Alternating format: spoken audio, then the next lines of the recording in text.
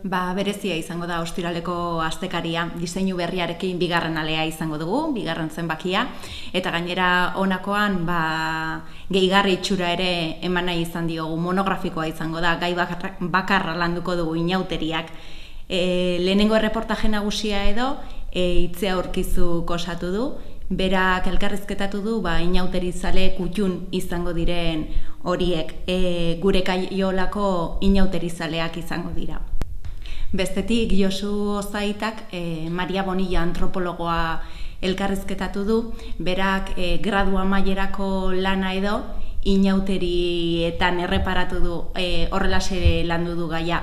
Gaztei begira jarri da, eta berak esaten du, nolabait heldutasunera igarotzeko herritu direla Tolosako inauteriak. Ezin ahaztu gainera kaldereroak ate joka dauzkagula, asteburu honetan ere izango direla, eta hortaz herri ezberdinetako kaldereroei ere begirada bota diegula. Iritzi emaleak ere inauteriei buruz mintzatu zaizkigu. Lan horretan jarri ditugu Maider Jauregi, Mikel Goñi, Adur Goroztidi, Garikoitz Murua, bakoitzak bere ikuspuntua emango du.